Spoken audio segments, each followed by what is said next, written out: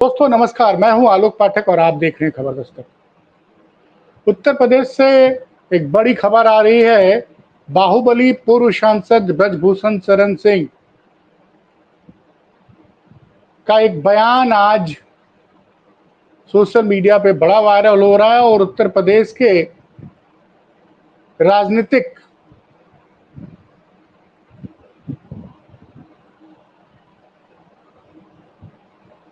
उत्तर प्रदेश की राजनीति में बड़ा भूचाल आ गया उस बयान से। दरअसल कल ब्रजभूषण शरण सिंह की मुलाकात हुई योगी आदित्यनाथ से। उनके आवास से वो निकले तो उन्होंने कुछ ज्यादा बातचीत नहीं की। ये बड़ा सब लोग सत्ते में आ गए थे कि पिछले 2-2.5 साल से ब्रजभूषण शरण सिंह और योगी आदित्यनाथ के बीच में किसी भी सार्वजनिक जगह पे मुलाकात नहीं हुई थी। लोगों ने कहा कि ब्रजभूषण शरण सिंह खुद आए थे मिलने के लिए और योगी जी से मिलकर चले गए। उसके बाद योगी जी का एक ट्विटर हैंडल है जो शायद उनके गोरखपुर के लोग हैंडल करते हैं @माई योगी आदित्यनाथ ऑफिस के नाम से। उस पे दिन भर तमाम लोग जो मुलाकात करते हैं उनकी फोटो शेयर की जाती है। अब उसमें एक सज्जन जो एक पूर्व मंत्री फतेह बहादुर सिंह के पीआरओ उनके बेटे मिले तो उनकी तक फोटो शेयर की गई, लेकिन ब्रजभूषण शरण सिंह वाली फोटो शेयर नहीं की गई है। आज ब्रजभूषण शरण सिंह गोंडा जिले में मीडिया के सामने थे। बड़ा स्पष्ट रूप से ब्रजभूषण शरण सिंह ने कहा कि मैं योगी आदित्यनाथ जी से मिलने नहीं गया था, मुझे बुलाया गया था तब मैं गया मिलने। अब समझ रहे हैं? ब्रजभूषण शरण सिंह ने कहा कि मैं उनसे मिलने नहीं गया था, मुझे बुलाया गया था तब मैं मिलने गया था। मैं गया नहीं, मुझे योगी ने बुलाया था। दबदबा था, दबदबा है, दबदबा बना रहेगा। मैं गया नहीं था, मुझे योगी ने बुलाया था। दबदबा था, दबदबा है, दबदबा बना रहेगा। अब मैं आपको बताता हूं ब्रजभूषण और योगी आदित्यनाथ की मुलाकात की इनसाइड स्टोरी जो मेरे सूत्र मुझे बता रहे। ब्रजभूषण शरण सिंह ने बहुत कुछ खोल के रख दिया। आज ये भी बताया, उन्होंने कहा जनवरी 2023 में कभी नहीं भूलूंगा। जनवरी 2023 में देश की कुछ महिला पहलवानों पर ब्रजभूषण शरण सिंह पर गंभीर आरोप लगाए थे, महिलाओं के शोषण करने का आरोप लगाया था। क्या उस दौरान मेरी योगी आदित्यनाथ जी से बात हुई? उसके बाद मेरे यहाँ एक कार्यक्रम लगा हुआ था मेरे जिले में, मुख्यमंत्री जी को हमारे कार्यक्रम में आना था और वो कार्यक्रम कैंसिल हो गया। मुझे बड़ा अच्छा नहीं लगा कि कार्यक्रम को कैंसिल हो गया, मुख्यमंत्री जी को आना था। तो मैंने तभी अधिकारियों से कहा था कि अब मैं मुख्यमंत्री जी से मिलने नहीं जाऊंगा, जब वो बुलाएंगे तभी जाऊंगा। दूसरा, मुझे इस चीज का एहसास हो गया कि ये मेरे ऊपर जो आरोप लगा है इसकी लड़ाई मुझे अकेले ही लड़नी पड़ेगी। ये उनकी पीड़ा समझ में आई कि मेरे ऊपर जब आरोप लगा तो बहुत से लोगों ने मेरा साथ छोड़ दिया। कहीं उनका इशारा योगी आदित्यनाथ की तरफ तो नहीं था, क्योंकि उन्होंने कहा कि मुझे समझ में आया कि मुझे ये लड़ाई अकेले लड़नी पड़ेगी। खैर, उसके बाद क्या क्या घटनाक्रम रहा आप तो सब जानते ही। 2023 में शुरू हुआ विवाद, लोकसभा चुनाव तक विवाद इतना ज्यादा चरम पर पहुंच गया कि ब्रजभूषण शरण सिंह का कैसरगंज से चुनाव से टिकट ही कट गया। लेकिन ये हुआ कि उनकी जगह उनके बेटे को टिकट दे दिया गया। और ब्रजभूषण शरण सिंह को एक दुख और भी था कि राम जन्मभूमि का जब प्राण प्रतिष्ठा समारोह था तो संभवतः शायद ब्रजभूषण शरण सिंह को उस आयोजन में बुलाया भी नहीं गया था। तो सारे दुख भूले नहीं थे। अब कई लोगों का कहना है कि योगी जी ने उनको बुलवाया था और सुनने में आ रहा है 3-3 बार फोन गया था, तब ब्रजभूषण शरण जी मिलने आए। तो इस पे एक पत्रकार से मैंने बात की, उत्तर प्रदेश के एक पत्रकार, उससे मैंने बात की। अब पत्रकार लोग नहीं चाहते हैं कि मैं उनका नाम लूं, तो नहीं लूंगा, लेकिन उन्होंने जो कहा वो मैं बताता हूं। उन्होंने कहा जब आदमी कमजोर पड़ जाता है तो सबसे पहले वो अपनों को याद करता है। आप समझे उन्होंने क्या कहा? हमारे उस पत्रकार साथी ने कहा, उत्तर प्रदेश के बड़े जाने माने पत्रकार हैं, 3 दशकों से पत्रकारिता कर रहे हैं। उनका कहना था कि जब आदमी राजनीति में कमजोर पड़ जाता है तो उसको अपने याद आते हैं। तो ऐसा क्या हुआ दिल्ली में कि दिल्ली से लौट के आने के बाद ही तुरंत ब्रजभूषण शरण सिंह को बुलवाना पड़ा? और मजेदार बात है कि अब से थोड़ी देर पहले मेरे पास एक और फोन आया, और ये फोन उस शख्स का था जो कि मुख्यमंत्री के खेमे का करीबी है। उसने फोन पे मुझसे कहा कि भाई साहब अब सब कुछ ठीक हो गया, महाराज जी अब सबसे मिलेंगे, सबसे बुला के बात करेंगे और नाराजगी दूर करेंगे। महाराज जी सबसे मिलेंगे, सबसे बुला के बात करेंगे, सबकी नाराजगी दूर करेंगे और सबका काम करेंगे। एक बात उन्होंने और भी बोली, सबका काम करेंगे। तो क्या इसका मतलब पहले जिनसे महाराज जी की नहीं बनती तो उनका काम नहीं किया जाता था? क्या अब मुसीबत में, क्या जब तक सब लोग अपने साथ नहीं होंगे अखिलेश यादव के पीडीए का मुकाबला नहीं किया जा सकता? ये एक मुख्यमंत्री के करीबी माने जाने वाले शख्स के फोन पे मुझसे कहा। अब ये उनकी बातचीत, और ब्रजभूषण शरण सिंह ने क्या क्या कहा? ब्रजभूषण शरण सिंह ने कहा कि मेरे उनके बीच में कोई राजनीतिक बातचीत नहीं हुई, क्योंकि दोनों लोग गुरु भाई हैं। महंत अवैधनाथ के गुरु जी थे, आदित्यनाथ जी के महंत आदित्यनाथ जी के, योगी आदित्यनाथ जी के गुरु जी हैं, और महंत अवैधनाथ जी ब्रजभूषण शरण सिंह के भी गुरु हैं।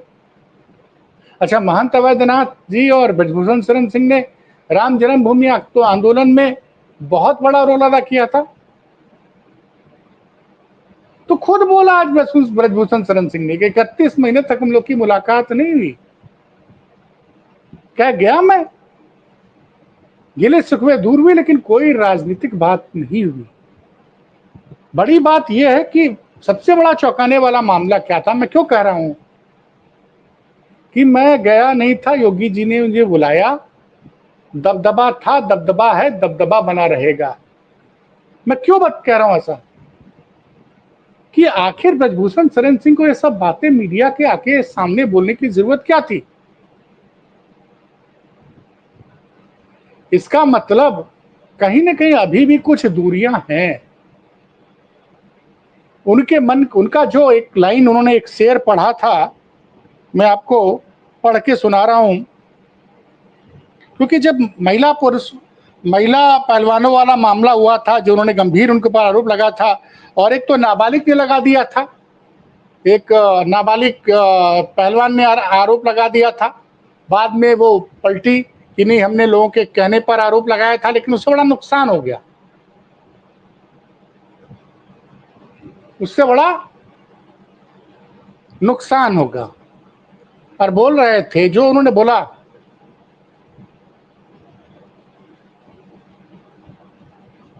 मेरा और सीएम योगी जी का बहुत पुराना संबंध है। कल की मुलाकात में उनसे मेरी कोई पॉलिटिकल सवाल नहीं हुआ, न राजनीति को लेकर कोई चर्चा हुई।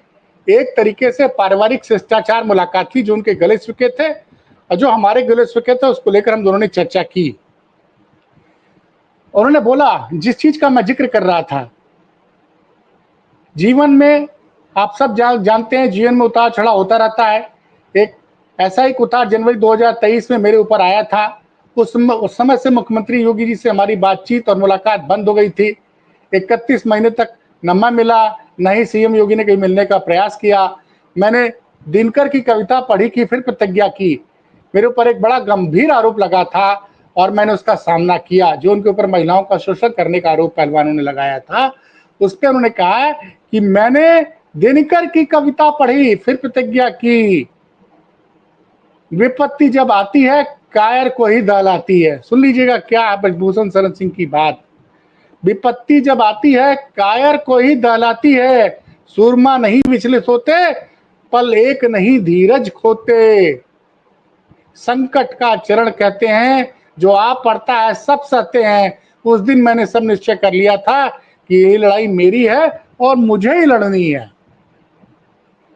मतलब उनको बड़ा वो हुआ कि जब सब लोगों ने उनका साथ छोड़ दिया, उस पार्टी ने साथ छोड़ दिया, एक तरह से गुरु भाई, उनके गुरु भाई हुए योगी आदित्यनाथ जी, गुरु भाई ने भी उनसे बात करना बंद कर दिया। तो दिनकर जी की कविताओं को फिर उन्होंने पढ़ के सुनाया। विपत्ति जब आती है कायर को ही दहलाती है, सुरमा नहीं विचलित होते, सुरमा विचलित नहीं होते विपत्ति से, पल एक नहीं धीरज खोते, एक पल के लिए धीरज नहीं खोते। संकट का चरण कहते हैं, जो आप पड़ता है सब सहते हैं। और साथ ही उन्होंने एक आमंत्रण भी दिया, कल से उनके नंदिनी नगर पर भागवत पे चर्चा होने जा रही है। तो उस पर उन्होंने कहा कि मैं वामपंथियों को खुला चैलेंज करता हूं कि हमारे नंदिनी नगर में हो रही कथा में आए, सनातन पर बहस कर लो। मैं तो राहुल गांधी से कहता हूं कि सनातन से इतनी नफरत क्यों है, मनुस्मृति से नफरत क्यों है, हमारे नंदनगर में आइए, एक हफ्ते रहिए, मेरा दावा है कि यहां से हम आपको सनातनी बनाकर भेजेंगे। तो ये ब्रजभूषण शरण सिंह का पॉलिटिकल स्टेटमेंट भी है जो उन्होंने बोला। और तो कल से जो ये आयास कयास लग रहे थे, तमाम मीडिया में कयास लगाया जा रहा था, और जो गोदी मीडिया है वो तो ये दावा कर रहा था कि ब्रजभूषण शरण सिंह चल के आया, आखिर उनको झुकना ही पड़ेगा। कई लोगों ने सवाल किया कि क्या आपके पुत्र को मंत्री बनाया जाएगा, इस पर उन्होंने कुछ नहीं बोला। उन्होंने कहा मुख्यमंत्री जी बड़े हैं और बड़े को ही झुकना पड़ेगा। अब किस संदर्भ में कहा ये तो मैं समझ नहीं पा रहा हूं। और ये बात पब्लिक फोरम पे आके कहना कि ये पारिवारिक मुलाकात थी, कुछ उनके गिले शिकवे थे, कुछ हमारे गिले शिकवे थे, हम लोगों ने मिलकर वो गिले शिकवे दूर किए, कोई राजनीतिक बातचीत नहीं हुई। अब इसका क्या मतलब समझा जाए कि ब्रजभूषण शरण सिंह ने क्या योगी आदित्यनाथ ने उनको कोई राजनीतिक संदेश दिया था जिसको उन्होंने मानने से इनकार कर दिया है? वो बता नहीं रहे हैं, क्योंकि वो कह रहे हैं कोई राजनीतिक बातचीत नहीं हुई है। और इस तरह से आके मीडिया के सामने बोलना कि मैं गया नहीं था, मुझे बुलाया गया है, तो मैं इसलिए फिर से कह रहा हूं ना कि दबदबा था, दबदबा है, दबदबा बना रहेगा। और राजनीतिक रूप से ब्रजभूषण शरण सिंह योगी जी की बुलडोजर नीति का विरोध करते आए हैं। उनका मानना है कि बुलडोजर से किसी का घर नहीं तोड़ा जाना चाहिए। बार बार बुलडोजर कार्रवाई पर खुलकर बोलते हैं, पहले भी बोलते रहे हैं। अब कल मुलाकात के बाद लगा कि अब बुलडोजर पे ब्रजभूषण जी कुछ नहीं बोलेंगे, लेकिन अब आज की जो बातचीत उन्होंने की है मीडिया कर्मियों से, क्योंकि कॉपीराइट का मामला है, हम आपको दिखा नहीं सकते हैं वह बातचीत, लेकिन आपको तमाम चैनलों पे दिख सकती है। तो कल से जो लोग सोच रहे थे कि शायद अब अखिलेश यादव की और मुलायम सिंह की ब्रजभूषण शरण सिंह जी सार्वजनिक मंचों से या मीडिया के सामने बड़ाई करना बंद कर देंगे, तो वो सारी जो लोगों की खुशफहमी आई, तो गलतफहमी होती है, खुशफहमी हो गई थी योगी जी के भक्तों को कि अब तो ब्रजभूषण शरण सिंह सिर्फ महाराज जी की जय जय करेंगे। तो महाराज जी की जय जय करेंगे, उनके उनके पारिवारिक संबंध है, लेकिन मुझे नहीं लगता है कि जो राजनीतिक स्टैंड ब्रजभूषण शरण सिंह ने लिया है तो उसमें कोई बदलाव आने वाला है। फिलहाल अभी उन्होंने कोई राजनीतिक बयानबाजी नहीं की है, सिवाय इसके कि राहुल गांधी को बोला कि आप बिना मतलब का सनातन का विरोध करते हैं, पहले भागवत कथा सुने, मनुस्मृति को पढ़े, आप विरोध करना बंद कर देंगे। तो एक तरफ से वो संदेश तो साफ है, लगातार जो बड़ाई कर रहे थे अखिलेश यादव की और मुलायम सिंह यादव की। कुछ लोग ये कह रहे थे चूंकि वो 5 साल पहले समाजवादी पार्टी में रह चुके हैं 2009 से 2014 तक, तो क्या कुछ लोग ये कह रहे थे कि वापस वो समाजवादी पार्टी से जुड़ेंगे। इन सब ये सवालों का अभी फिलहाल किसी के पास कोई उत्तर नहीं है। कल जिन लोगों ने जश्न जल्दी मना दिया था कि योगी और ब्रजभूषण के बीच में सारी दूरियां खत्म हो गई, ब्रजभूषण जी ने कहा है आज कि हमारे उनके बीच में जो व्यक्तिगत गिले शिकवे थे वो तो दूर हो गए, लेकिन कोई राजनीतिक बातचीत नहीं हुई। तो फिलहाल अभी तक का सच यही है, और कोई बड़ी खबर आती है तो उसको लेके मैं आपके सामने उपस्थित होऊंगा।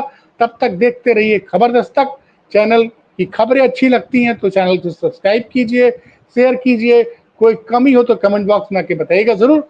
अपना प्यार इसी तरह बनाए रखिए।